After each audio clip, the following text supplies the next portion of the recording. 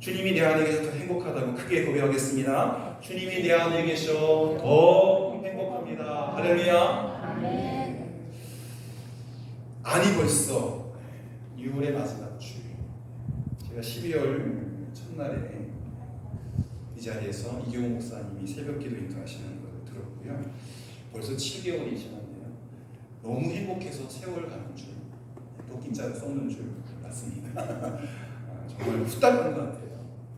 어떤 분이 그러시더라고요. 20살 때는 인생이 20km를 달리고 50대는 50km를 달리고, 나이가 많으신 분들은 정말 눈 깜짝할 사이에 1년이 후딱후딱 가는 것 같습니다.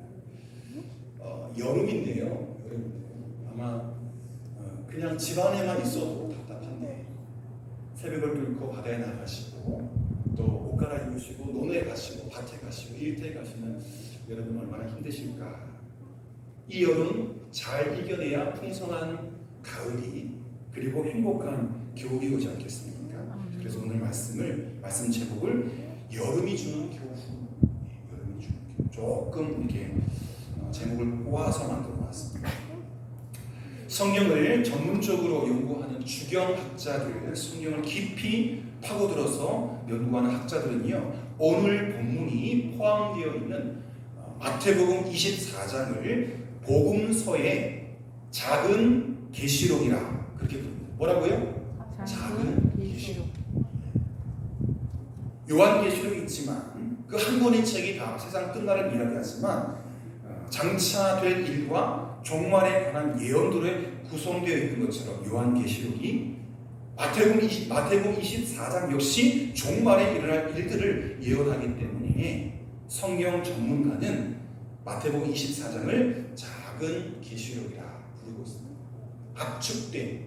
압축된 계시록.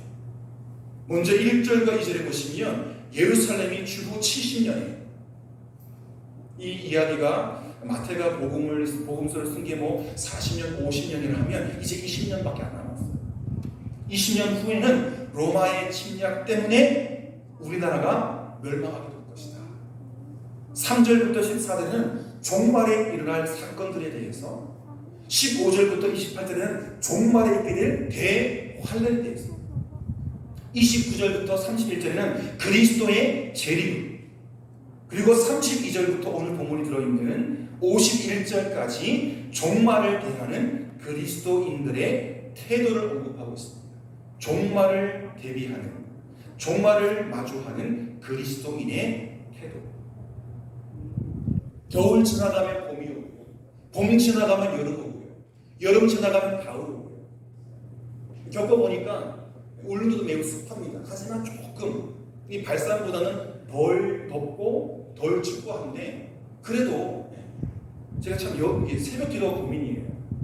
제가 열이 많아가지고 울릉도에서는 에어컨을 빵빵하게 틀어가지고 괜찮은데 선풍기를 틀어도 더운 바람만 나와서 이 두꺼운 양복을 계속 입고 해야 되나 말아야 되나 땀을 삐직삐직 흘리면서 고민 중에 있습니다. 그래서 봄 다음에 제가 여름이 힘드니까 여름을 빼버리고 가을로 가고, 또 겨울에 추워서 또 힘드니까 겨울 빼버리고 가을에서 보는 거예요. 그죠? 그럴 수 없잖아요. 그럴 수 없잖아요. 사실 우리 대한민국은 참 복받은 나라입니다. 어느 나라에는 항상 겨울, 어느 나라에는 항상 여름인데 봄, 여름, 가을, 겨울, 다시 봄. 우리 박장님 예고하신 대로 발산의 봄은 참 아름다웠습니다. 지금도 그 꽃들이 저희 교회와 특히 사택을 둘러싸고 저는 꽃 구경에 취해가지고 감사합니다. 21세기 사전이라는 책이 있는데요, 21세기 사전, 자크 아탈리라는 사람이 썼어요. 이 자크 아탈리라는 사람은 이 21세기 사전에서 이렇게 이야기했습니다. 서문에서 세상에 비상 출구란 없다. 지옥으로 연결되는 출구 이외에는 없다 라고 말하면서 최악의 사태를 막기 위해서 할 일은 정의 구현을 위하여 과학과 기술을 사용하는 것과 세계적인 빈곤을 퇴치하고 수직적인 인간관계를 청산하며 민주주의를 제고하기 위하여 과학과 기술의 놀라운 잠재력을 활용하는 것, 그리고 보건과 교육 수준을 향상시키고 군사용 비용들 삭감하는 것, 그리고 이웃과 평화롭게 지내고 더 나아가서 모든 세계인들을 사랑하는 것이다 라고 21세기를 열어가는, 21세기 들어오기 전에 20세기 끝에 20세기를 살아갈 사람들에게 그렇게 이야기하고 있습니다. 하지만 그는 기독교인이 아닌 까닭에 가장 중요한 부분을 언급하지 않았습니다. 왜? 모르니까. 21세기만 다가오는 것이 아니라 지구와 우주의 종말이 다가오는데 믿음이 없으니, 성경을 모르니 그게 알게 되죠. 인류의 문명과 역사의 파국을 대비하라, 종말을 준비하라, 믿음을 확인하라 라는 말을 하지 못한 것입니다. 그에게 믿음이 없었기 때문에. 21세기를 준비하는 것은 알았지만 다가오는 영원한 끝, 종말을 대비할 줄은 그도 몰랐다는 것이죠. 오늘 본문 마태복음 24장 뒷부분인데요, 3절에 보시면 예수님이 이런저런 말하면서 의미 있는 말을 하십니다. 제자들이 조용히 와서 묻습니다. 우리에게 말씀해 주십시오. 어느 때에 이런 일이 있겠사오며 또 주님의 임하심, 재림이죠, 세상 끝에는 무슨 징조가 있겠습니까? 라고 제자들이 정말 의미 있는 질문을 했어요. 사실 제자들이 생각이 없어가지고 많이 부족해가지고 예수님의 가슴을 후벼 파는 질문만 하거든요. 엉뚱한 질문. 그런데 이 질문은 참 의미 있는 질문입니다. 우리에게 일러주십시오. 어느 때에 이런 일들이 있겠사오며 또 주의 임하심과 세상 끝에는 무슨 징조가 있겠습니까? 제자들이 진지하게 예수님께 물어봤습니다. 그래서 예수님께서 4절 이하에 이 제자들의 물음에 답합니다. 지금부터 종말의 징조에 대해서 살펴보도록 하겠습니다. 종말의 징조. 첫 번째는 미혹입니다. 뭐라고요? 미혹. 4절에 보시면 미혹을 받지 않도록 주의하라. 세상 끝에는 미혹의 시대인데 너희가 미혹을 받지 않도록 주의하라. 5절 말씀입니다. 나는 그리스도라 하여 많은 사람을 미혹하리라. 여러분, 신천지를 만든 그 놈이, 그분이라고 부를 필요 없죠. 그 놈이 예수입니까? 하나님입니까? 아니잖아요. 그리스도라고 하고 신천지에 등록해서 교육받으면 천국 간다고 하고 14만 4천 명에 들어가라고 하고 여러 가지 미혹을 합니다. 나는 그리스도라고 하는 사람이 특히 우리나라에 너무 많아요. 다 미친놈이고 다 정신없는 사람들이죠. 그 미혹에 빠지지 말아라. 11절에 보시면 거짓 선지자가 많이 일어나니 많은 사람을 미혹하겠으며, 24절입니다. 거짓 그리스도들과 거짓 선지자들이 일어나서 큰 표적과 기사를 보여 할 수만 있으면 택하신 자들도 미혹하리라. 거짓 그리스도들, 거짓 선지자들이 표적과 기사를 보여줘요. 손대면 자빠져요. 입김 후 불어도 쓰러져요. 방언 터져요. 그런데 거짓 그리스도, 거짓 선지자예요. 그렇게 표적과 나쁜 기사를 보여주면서 하나님께서 택하신 이들을 미혹한다니까요. 미혹해서 그 열려있는 주머니, 통장에서 빼가요. 여러분 주의하십시오. 거짓 그리스도, 거짓 선지자, 미혹하는 자들을 물리치십시오. 여러분, 미혹이라는 것은 그럴싸한 구실로 유혹하는 것입니다. 꼬드기는 것입니다. 살살 꼬드기는 것입니다. 그 미혹에 넘어가면 안 됩니다. 창세기 3장에도 미혹이 있지 않습니까? 하와가 발걸음을 딱 멈췄어요. 뭘 보고 있습니까? 먹지 말아야 할 그 열매. 그런데 따먹기 딱 좋은 거예요. 손 딱 감으면 너무너무 탐스럽게 잘 익어서 지금 반 따먹으면 이게 또 상하고 시들 것 같아서 하나님은 아담과 하와에게 이렇게 말씀하셨습니다. 선악과는 절대로 따먹지 말라. 먹으면 반드시 죽으리라. 하나님의 말씀은 간단하고 명료합니다. 그러나 뱀은 그럴싸한 구실로 하와를 유혹했습니다. 3장 4절과 5절에 보시면 너희가 결코 죽지 아니라. 뱀이 여자를 꼬드깁니다. 결코 죽지 아니하리라. 너희가 그것을 먹는 날에는 너희 눈이 밝아져서 하나님과 같이 될 것이고 선악을 알 줄 하나님이 하십니다. 먹어봐. 하나님처럼 된다. 네? 이런 우왕청심만 먹으면 건강해지고, 네? 안 그래요? 뭐 무슨 건강한 동물의 피를 마시면 또 생겨나 그런 것처럼 선악과 먹어봐. 눈이 번쩍 뜨일 거야. 하나님같이 돼. 그러니 이 하와의 머릿속에 전부가 펴지 않겠을까? 뿅. 그래. 내가 항상 하나님의 지시만 받고 명령만 받는 게 아니라 내가 하나님이 되어서 하나님을 명령해 볼까? 하나님께 선악과 먹지 말라고 명령해 볼까? 그런 생각이 드는 거예요. 교만이죠. 죄죠. 뱀이 그럴싸하게 하나님의 말씀은 희석시켜버리고 하와를 유혹했습니다. 달콤하고 그럴듯하고 좋아 보이는 것으로 미혹한 것입니다. 여러분, 이단이나 사이비스로 기적도 행하고 병도 고치고 신비한 사건을 일으킵니다. 사람들을 혹하게 만드는 거죠. 그러나 기적보다 중요하고 신비보다 더 중요한 것이 있습니다. 바로 예수님입니다. 이단 사이비는 전도하지 않습니다. 이미 예수를 믿거나 교회에 다니는 사람들을 대상으로 유혹하고 또 거짓말. 그래서 나중에 요즘에 아시겠지만 신천지 코로나 터지면서 대구에서 난리 났지 않습니까? 그래서 신천지가 거짓말해서 가짜 얘기를 해서 하는 전도는 포교는 하지 말라고 법이 금했어요. 속여요. 옷들이 다 있어요. 변장하고 하는 시나리오가 다 있어요. 포섭하는 대상에게 매뉴얼이 다 있어가지고 그 위에 고위층이 다 침투 조직, 전도팀들을 훈련해가지고 딱 걸리면 그 마수에 걸리면 빠져나올 수가 없어요. 심지어 중들까지 다 입니다.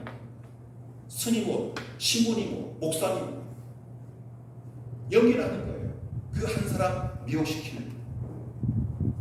여러분, 설교나 성경 말씀을 듣지 않고 영음을 듣는다면서 속살거리는 소리에 귀를 기울이고 계시를 받는다 하든지 성경은 제쳐놓고 영서를 받아보라고 성령께서 쓰게 하신다고. 어떤 사람은 이 펜을 들고요, 눈 감아먹기 성경이 써진대요. 성경이 막 썰어간다. 이제 쓴다고 성경이 되지 않아요. 구약 39권, 신약 27권의 성경 끝났습니다. 무엇을 써서 이게 하나님의 주신 말씀이다라고 하면 다 이다. 영서를 받아보라. 성령께서 나에게 말씀하셔서 또 성경을 써라 하면, 그리고 흰 종이에 꼬부랑 글씨를 받았으면 그것이 미혹이고 그것이 미혹이죠. 여러분, 신앙이 흔들리지 않으려고 한다면 세 가지 기둥이 튼튼해야 되는데, 첫 번째는 예수 중심 기둥입니다. 두 번째는 성경 중심의 기둥입니다. 그리고 교회 중심의 기둥입니다. 예수 중심 기둥, 성경 중심 기둥, 교회 중심 기둥. 저희 교회가 그런 교회입니다. 예수 중심이, 성경 중심이, 교회 중심이. 두 번째는 종말의 징조가 무엇입니까? 전쟁. 지금도 지구촌 한 곳에 치열한 전쟁이 있지 않습니까? 6절 말씀 보시면 난리와 난리의 소매를 듣겠으나. 넘기셔야죠. 난리와 난리 소문을 듣겠습니다. 여러분, 어떤 시대입니까? 유튜브 보십시오. 어제 우크라이나에서 어떤 일이 있었는지 그대로 방송됩니다. 우리는 볼 수 없지만 이 유튜브를 잘 하시는 분은요, 인터넷에 전 세계에 있는, 특히 우크라이나에도 병사들도 휴대폰이 있어서 찍거든요. 여러분, 이근 대위인가 전에 갔다 오지 않습니까? 이분이 유튜버거든요. 카메라맨 데리고 와서 다 찍었어요. 저는 안 봤는데 지금 전 세계에서 일어나는 그 전투 현장이 생방송됩니다. 난리의 소문. 7절입니다. 민족이 민족을, 나라가 나라를 대적하여 일어나겠고, 러시아와 우크라이나가 싸우지 않습니까? 그런데 또 유럽 연맹에 신청을 했는데 이제 가입이 됐어요. 뭐 지금도 러시아와 우크라이나를 지지하는 모든 나라가 싸우니까 1대 100. 우리나라도 뭐 무기 좋잖아요. 러시아와 미국 연합군 또 유럽 연합군이 싸웁니다. 난리와 난리의 소문, 민족이 민족을, 나라가 나라를 대적하고 있다. 여러분, 인류가 존재한 이래 역사의 3분의 2는 대규모 전쟁으로 점철되었다고 합니다. 3분의 1만, 인류 역사의 시간 속에 3분의 1만 평화로운 시대고 3분의 2는 대규모 전쟁. 그 가운데 9차례가 세계대전이었고 20세기 이후 3,600만 명이 분쟁과 전쟁의 직접적인 희생자들, 그리고 1억 1,900만 명이 공산주의 집단에 의해서 살해당했다고 합니다.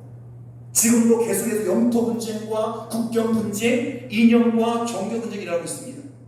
어디 그뿐입니까? 시장 확보를 위한 열강들의 경제 전쟁도 치열합니다.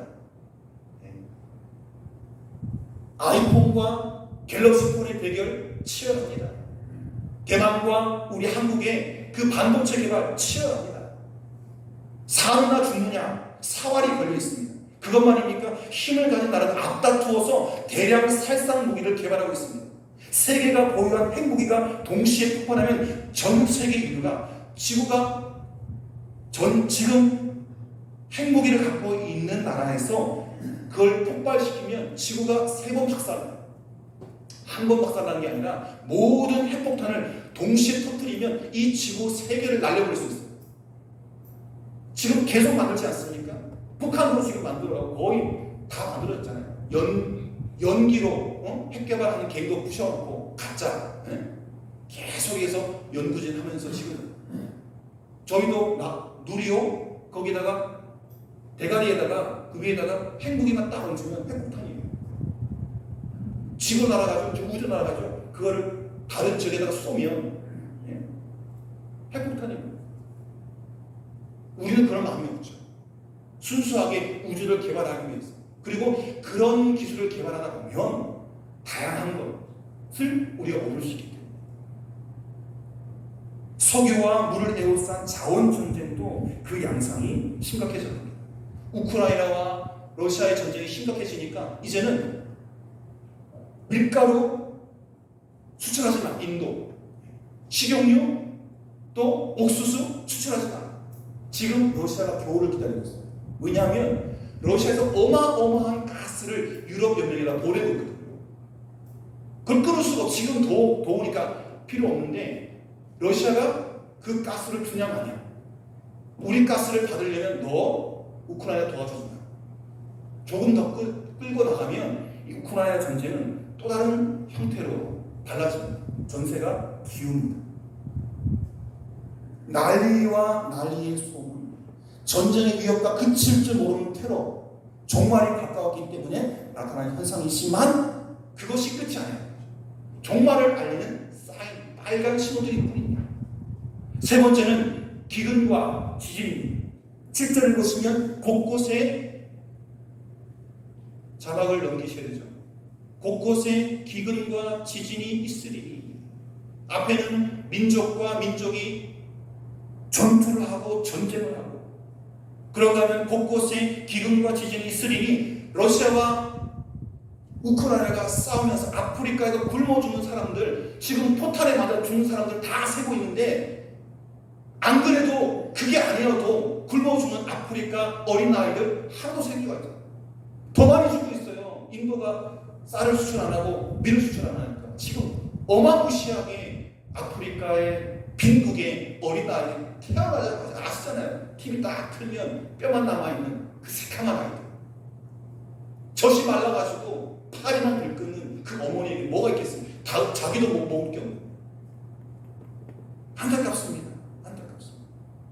자연재해, 또 최근에도 어디서 이 지진 나가지고 그죠? 밤에 나가지고 수십 명이 더 죽고 그죠? 지진 발생 확률은 해가 갈수록 계속 증가하고 있습니다. 16세기에는 전 세계에서 153건이 났대요. 지진이.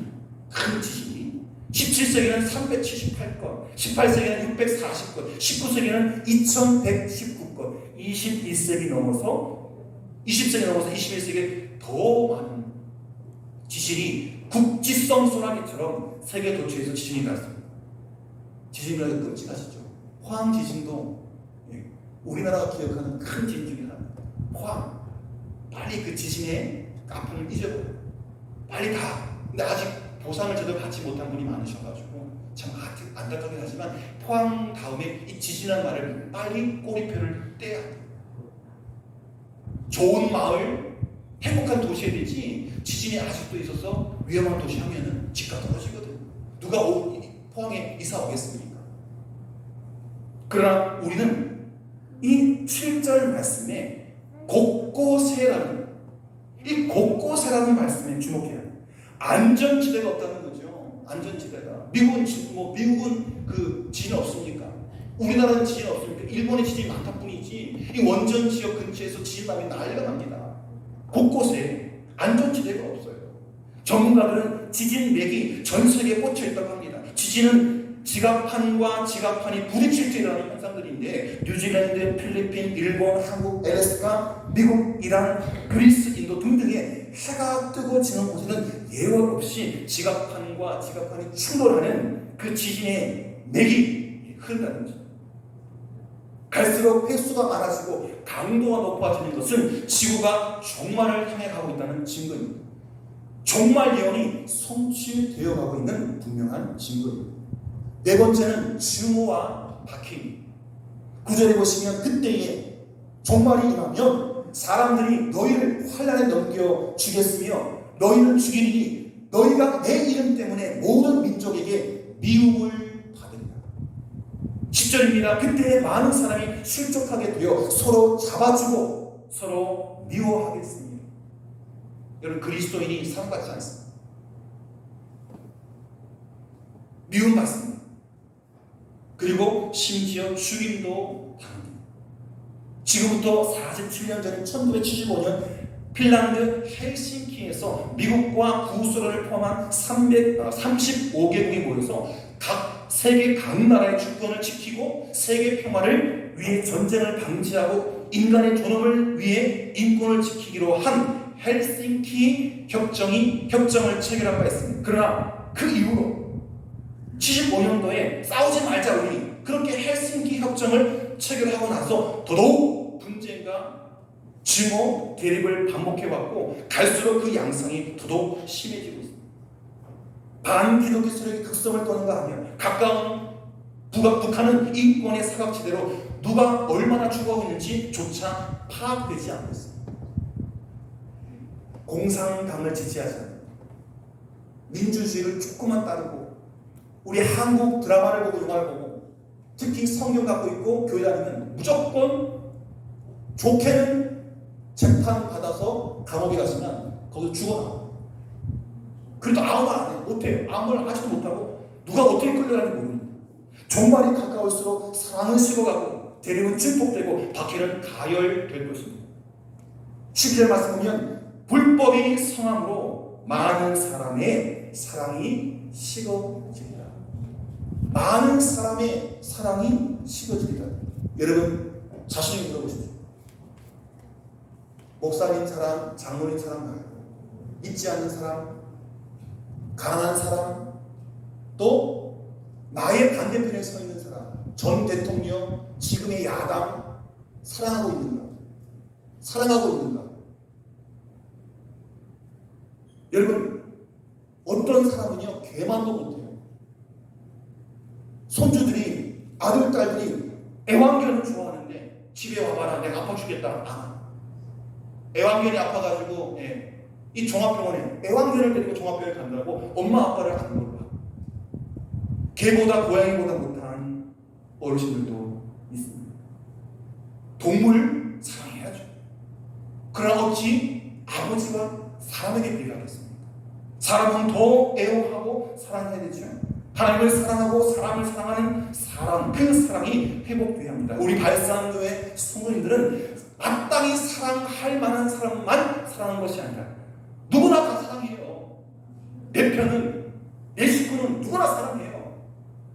그러나 하나님의 사랑은 원수도 사랑하고 이유 없이 나를 핍박하고 나를 괴롭히는 그 사람도 사랑해야 하고 축복해야 하고 나눠주어야 하고, 속옷을 달라면 겉옷도 주고 오를 가자면 신리를 가지고 오른뺨을 때리면 오른뺨 때리는 게 아니라 왼뺨을 돌려드려요. 주님이 말씀하신 거죠. 하나님 사랑, 사람 사랑. 이제 본격적으로 여름이 주는 기본입니다. 32절에 보시면 무화과 나무의 비유를 배우라. 그 가지가 연하해지고 잎사귀를 내면 여름이 가까운 줄 알아라.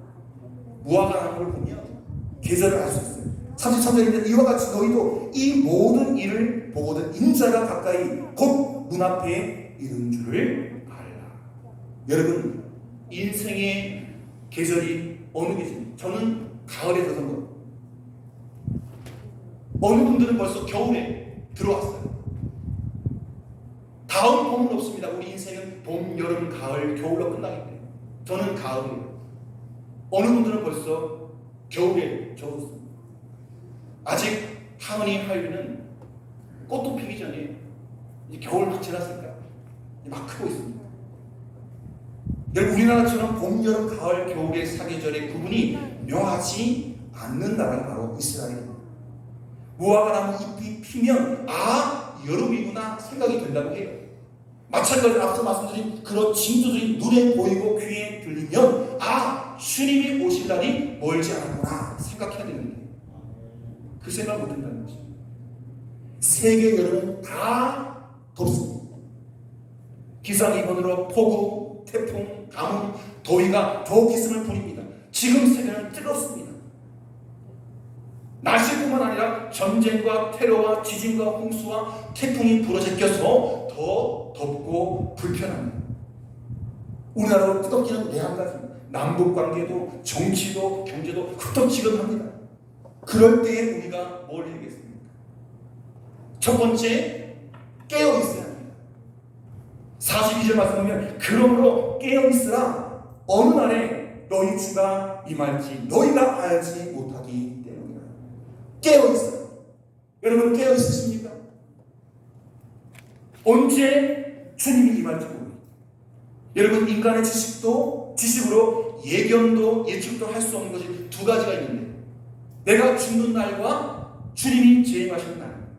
야고보서 4장 14절에 보면 내일 일을 너희가 알지 못하는도다. 너희 생명이 무엇이냐? 너희는 잠깐 보이다가 없어지는 안개니라. 자욱하게 꼈던 안개, 해가 쨍 하면 순식간에 사라져.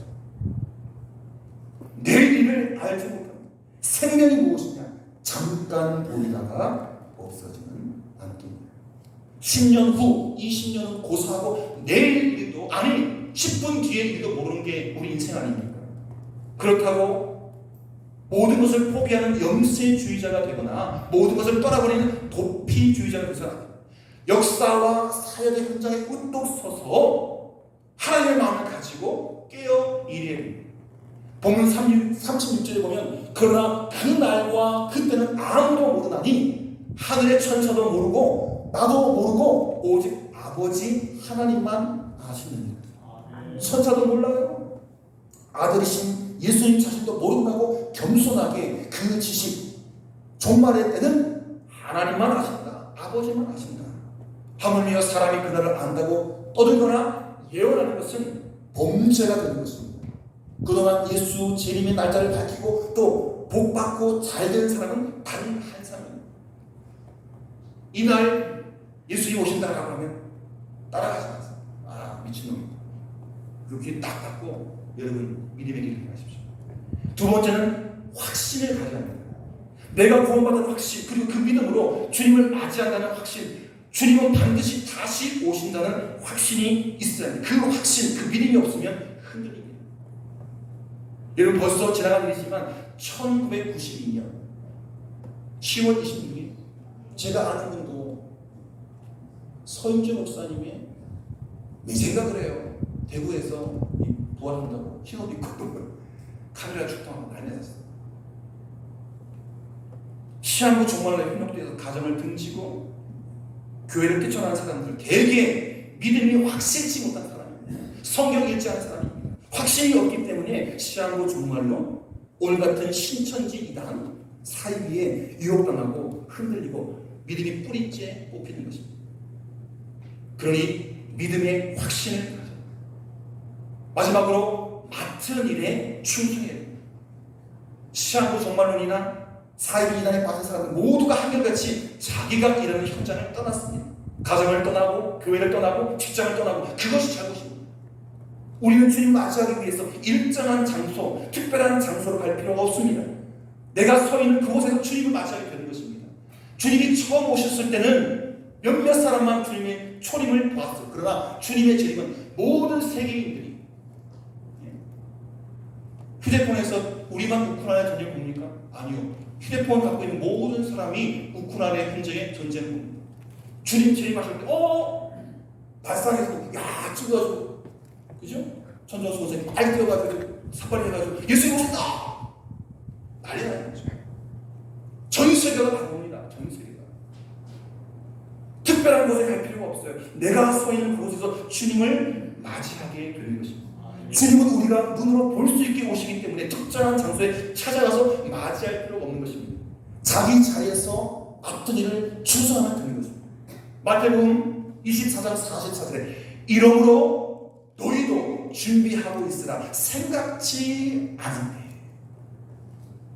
긴장이 풀어지고 아차 싶어 돌아서는 순간에 주님이 콕 오시니까 너희도 항상 준비하고 있으라 생각지 않은 때에 내가 오리라. 뭐같이? 도전같이.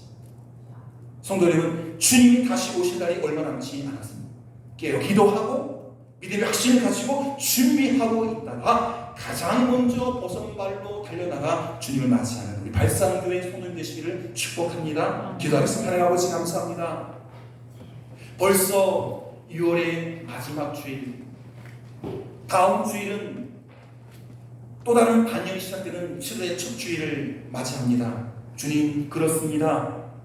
무화과 나무를 보면 계절을 알 수 있는데 이제 우리가 이 무더운 여름에 인생의 계절을 느끼고 또 이 역사의 계절을 느끼며 겨울 끄트머리에 역사를 흘러와 있으면 한시도 마음을 놓을 수 없고 깨어 기도하며 믿음의 확신을 가지고 열심히 준비하다가 다시 오실 주님을 맞는 지혜로운 성도 되게 하여 주시옵소서. 예수님의 이름으로 기도드립니다. 아멘.